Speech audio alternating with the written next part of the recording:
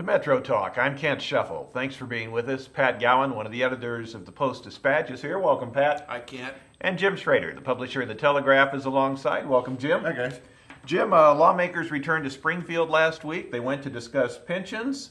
Didn't get anything resolved. Governor Quinn is blaming the Republican leadership. Republicans said the governor did little to push the pension proposal. They also said the Democrats, in some cases, tried to stall the process. Is this the outcome you expected? Well, it's not a new outcome, is it? That's what got us into this mess. That's exactly the outcome that I expected. And I think that's even the outcome that the governor expected. I know it's the outcome that Mike Madigan expected on the House side, because he roundly criticized the governor for calling the special session on Friday the 17th and wasting $40,000 in costs and per diems to call everybody back. I think everybody knew nothing was going to happen. I don't know if you're aware of this or not, but there is an election coming up. And we probably don't want to do anything that might have any impact on that first week in November. The whole legislature and for example, the whole legislative branch and the executive branch in Springfield has been kicking that can down the road for decades now. Nobody thought that anybody was really going to deal with it in a one-day session that nobody wanted to attend on August the 17th.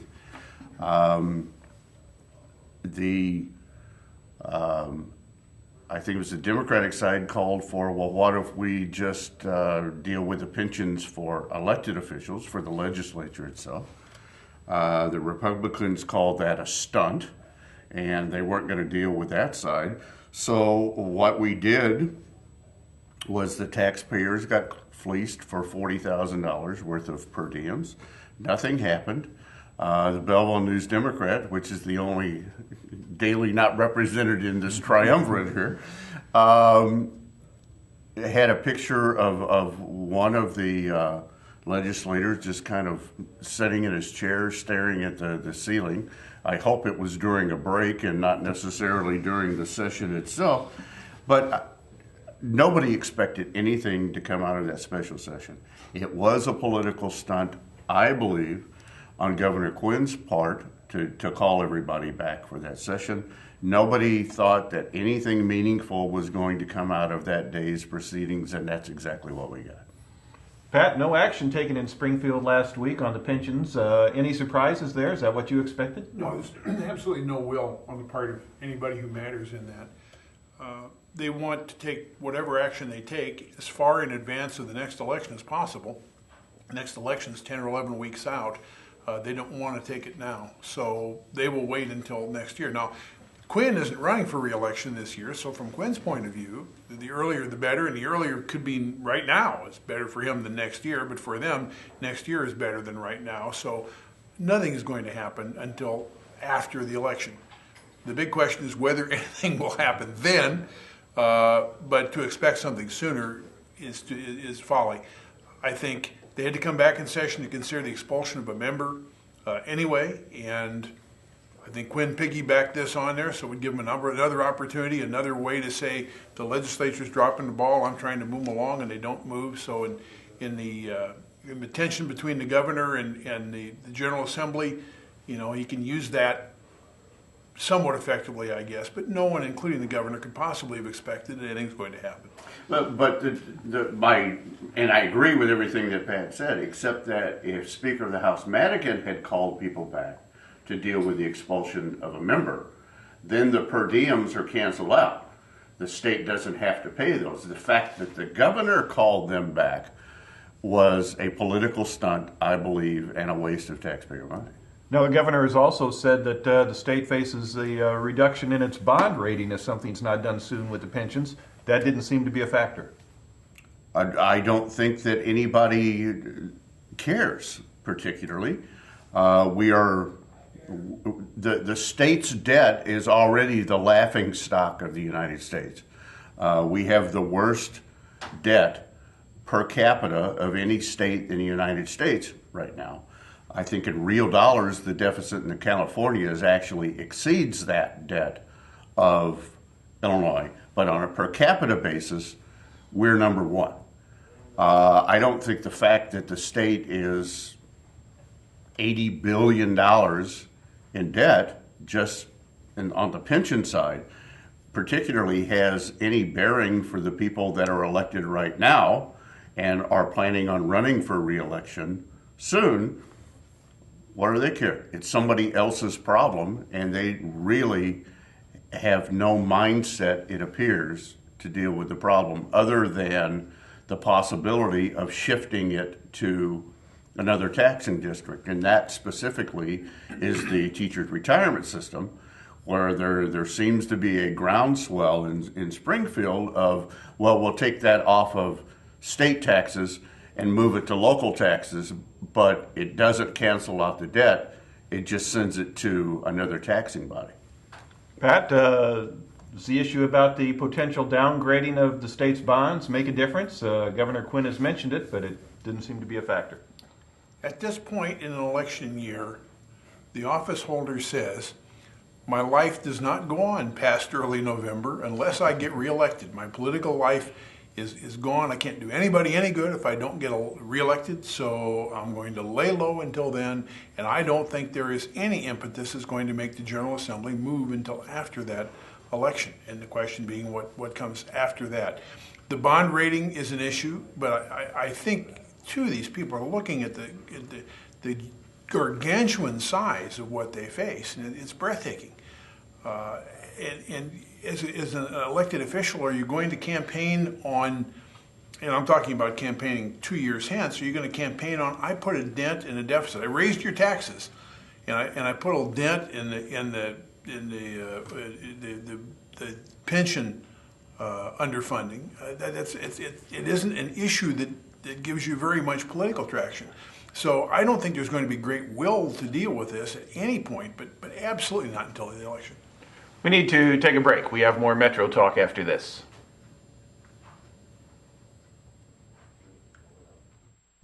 Hi, I'm Audrey Lucchese, and I'm from Alton, Illinois. I love music, and that's why I came to Lewis & Clark. It's been an amazing experience here at Lewis & Clark, working with students that are so talented, coming from all over the area, and they work so hard to follow their dreams. The music faculty at Lewis & Clark they're fantastic, and they're there every step of the way to push you to follow your dreams. One of the unique opportunities that I have had at Lewis & Clark is being able to record my own music with a fellow student here. Being able to record our music has opened doors for us in the music industry.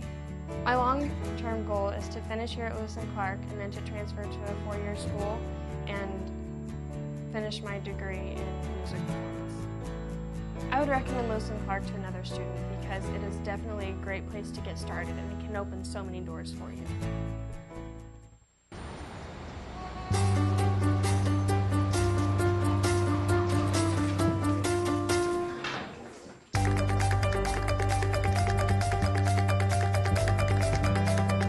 Big dreams and good grades aren't enough to get into college. There are actual steps you need to take. Finding someone who can help is the first and most important. For the next steps, go to knowhowtogo.org.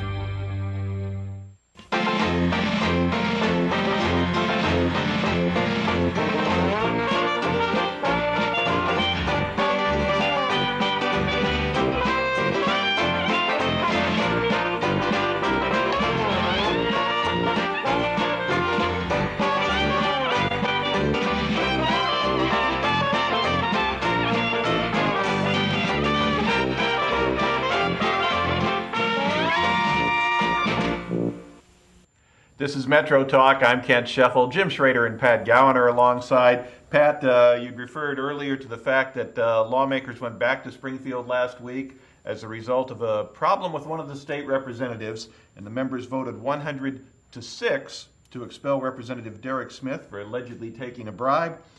Do you agree with the House vote? Well, not really mine to agree or disagree with, I guess, but it makes perfectly good sense that they would.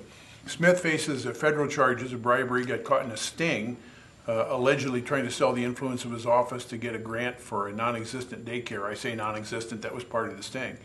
It sounds like the evidence against him is pretty solid. There were those who thought maybe the legislature ought to wait to expel him until after he was convicted. They wouldn't really need to do that, by the way. Once he was convicted, he would automatically be out of office if he gets convicted. So they went ahead to expel him based on what evidence they had short of the trial, which may not come until next year. I think there was an expectation when he was indicted about a week before the primary, he'd drop out of the primary. He didn't do that. He won the primary. Then he was running for re-election and probably would have won re-election in the minds of some people. So they decided to expel him. They've thrown him out based on an allegation of bribery, which in itself is kind of interesting. The legislature in Illinois hasn't thrown anybody out since 1905. In that case also involved bribery, but it was the other way around. That was a legislator who had accused cohorts of accepting bribes. And the legislature was like it was up for public auction, and they got so mad at him they threw him out. Anyway, back to Derek Smith, the Chicago lawmaker who's tossed out. If he wins in November, he gets the seat back, and they cannot expel him again on the same issue because that would be a form of double jeopardy under their rules. So if he is reelected in November, they'll have to take him back.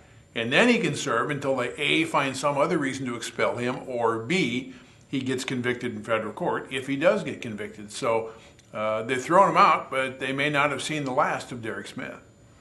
Jim, surprised by the action the House took? Did they take the right action in kicking out Derek Smith, the representative from the Chicago area?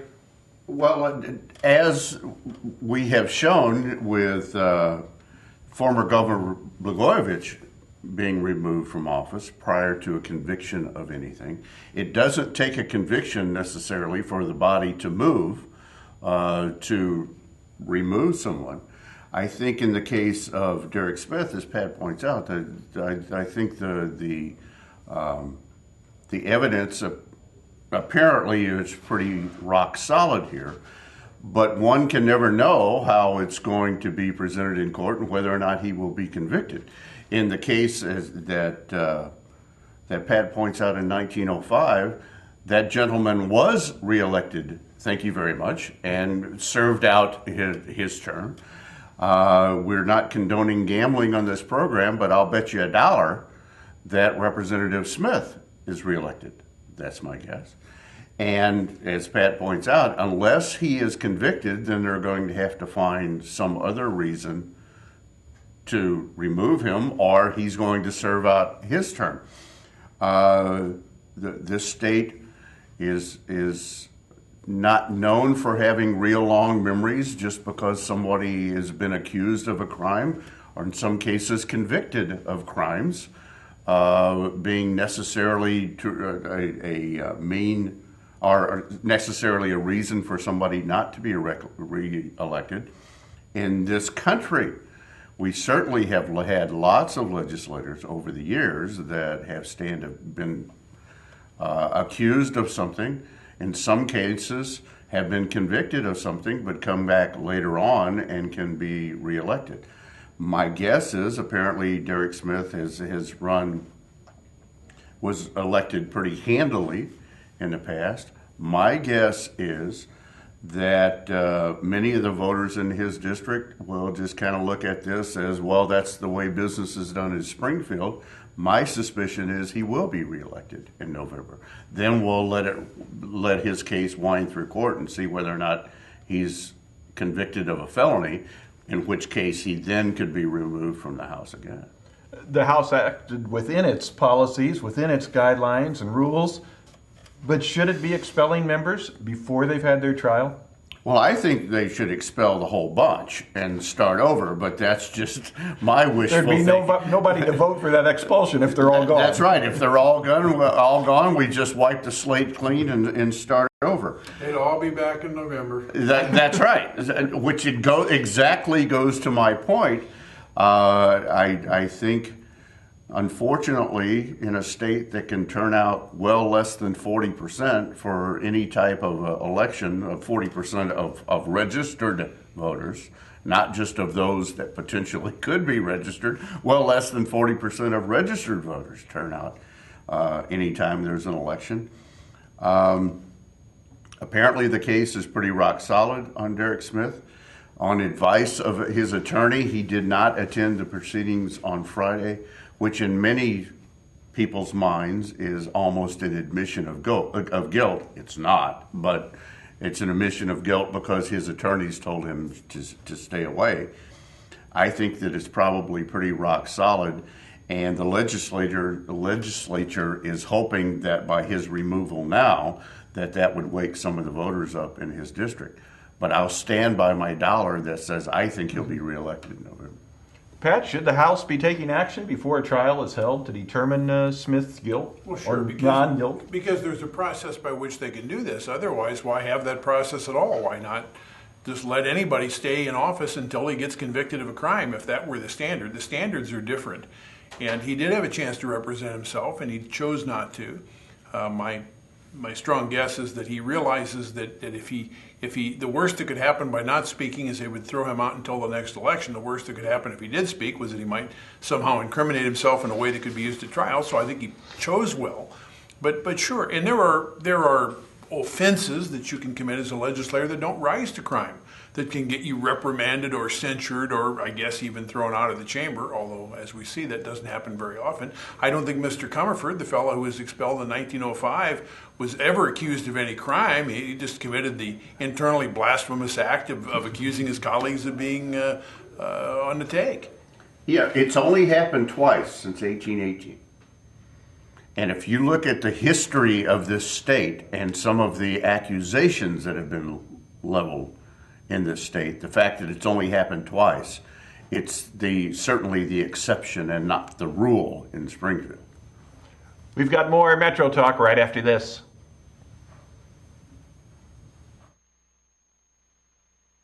Hello and welcome to another edition of the Lewis and Clark Minute. Today we're going to be talking with Michelle Singley about the dental hygiene program.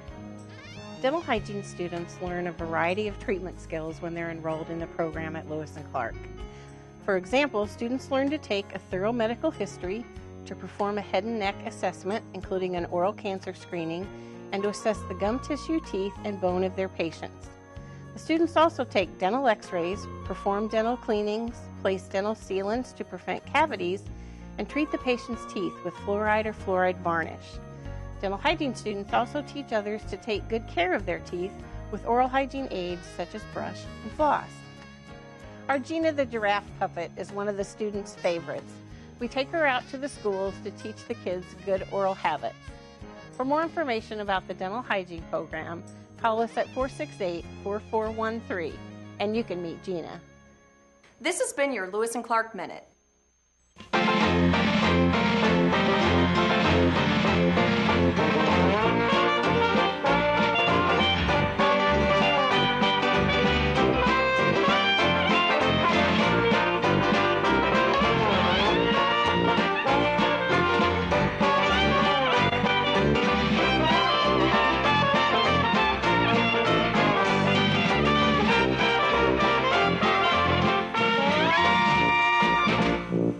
I'm starving. What's for breakfast? Guten Tag! Johannes Brahms! I bring you arts-enriched Raisinblams, fortified with increased test scores and creative problem-solving skills. It's good! And good for you. Bobby? Susie? Don't worry, that's just the power of the arts!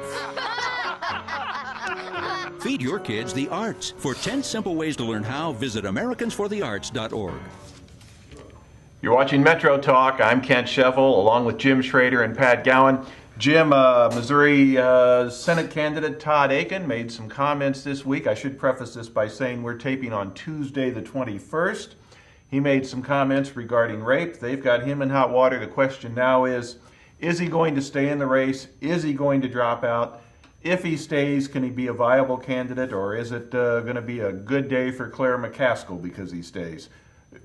We should know more by the end of the day today, but in the meantime, if he stays, is it going to hurt him in the race? Well, let's see. I don't know much about this story. Has it been in the news?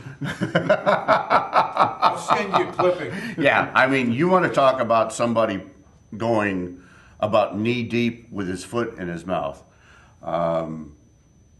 Senate candidate Todd Akin really put his foot in it on the JACO report on Fox 2 on Tuesday.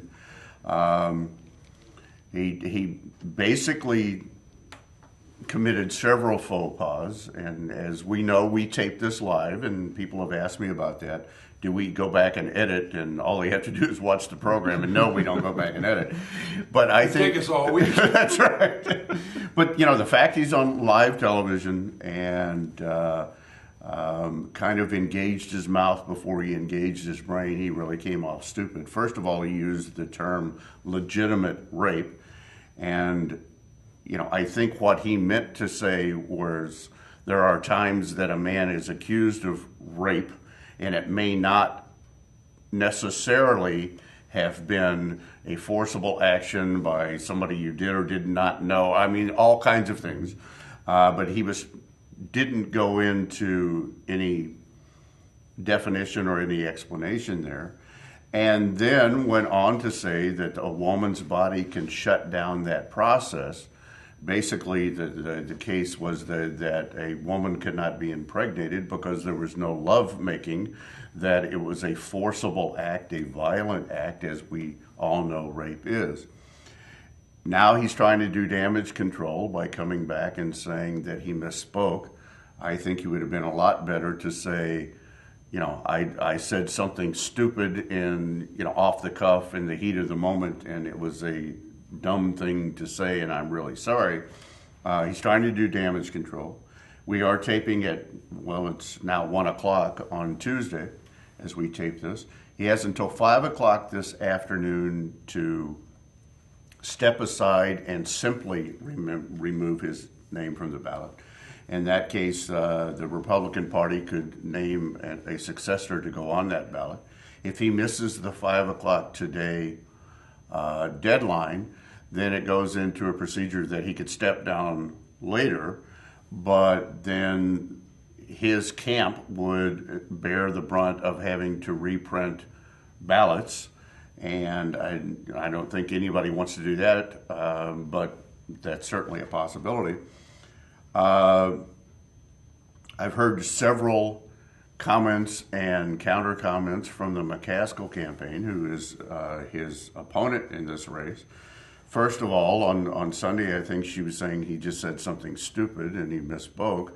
Now that's been amended to he probably deep down really thinks that, and that's his mindset that thinks because he is anti-abortion that he really believes that a woman's body could reject insemination in the case of forcible rape.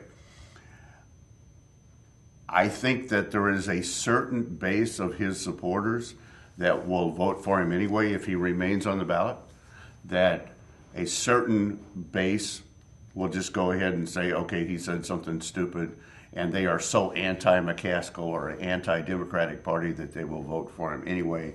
I think his credibility has been damaged.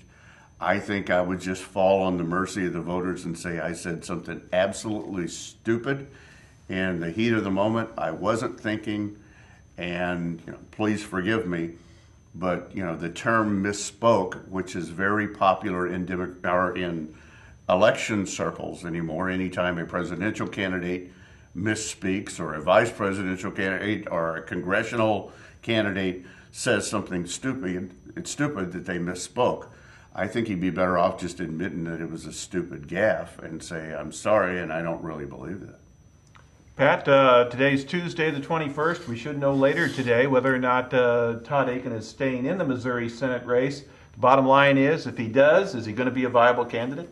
Well, that's a good question, too. Akin is an unlikely guy, from my point of view, to have gotten into this problem to begin with. He's an extreme right-wing ideologue, but he's also a gentleman, a nice man by the accounts of everyone I know who knows him, and I know people who do. He's not strident. He's not holier than thou. He's not self-righteous. I think he believes what he says. I think he says what he believes. He's tripped up with this word legitimate rape, and everybody goes, oh my God. I mean, he's run off the rails there to begin with. Then we get into this idea of whether a woman being violently attacked can still conceive. There was a school of medical thought at one time that maybe that did inhibit it. So if anything, he's probably behind the times. There were people at one time who thought that. There were people at one time who thought the earth was flat. It turns out neither one is true, and maybe he should have been better informed. And he is, by the way, apologizing for this with a TV commercial that's on the air right now, Tuesday, as we speak. It's a shame in a way that he never really got to the point, which really had nothing to do with the setup. And his point was, in those cases where rape does result in pregnancy, does it make sense to allow the abortion of a child conceived that way if you believe against the abortion of a child electively for other reasons? It's a reasonable point to make from that political point of view, and that just gets lost in all of the controversy. I think it's very telling that when Charles Jaco, who by anyone's estimation I believe is a pretty tough reporter, that when Akin said this to Jaco in the interview, Jaco didn't react to it. The interview just went on like Akin had said anything else, and I think Jaco's even spoken later to the sort of mea culpa, I didn't realize what a big deal it was. But on the other hand, all of this was sort of consistent with what you would expect Akin to be saying. He comes from that wing of the party, so I don't know that for a reporter doing the interview that this would have seemed that strange. Had it come from a more moderate Republican, had it come from a Claire McCaskill, the reporter would have snapped awake immediately. So in the end, I don't know how consequential this is to whether he's viable as a candidate from Missouri. He is far more conservative even than most of the Republicans in Missouri, I think. He was that before the interview with Jaco. He remains that. I think his electability has gone down in part because some people will abandon him because he's become sort of the hot potato, and because he will energize people on the other side to pour even more money into Claire McCaskill's race than they otherwise would. So what he's looking at, he and his staff today as they're deciding whether to withdraw, I think is this. Will the Republicans who are shying away from him, calling for him to leave the ticket, withdrawing their money support, will they come back if he stays on the ticket? That's question number one. And a lot of people think they probably will because after all, do they want McCaskill to be elected? Well, absolutely not. The control of the United States Senate may be at stake. The second question he's got to ask himself is, will this put me far enough behind in the polls against McCaskill to cause the money people to withdraw anyway? Not ideologically, but because they no longer see him as capable of winning, so they're going to put their money into a race somewhere else where they think there's a better bang for the buck. And that's the big decision he's going to have to base this on. That's going to do it for this round of Metro Talk. Thanks for being with us. Jim Schrader, the publisher of The Telegraph, has been here, along with Pat Gowan, one of the editors with the Post-Dispatch. I'm Kent Sheffield. We'll see you next time.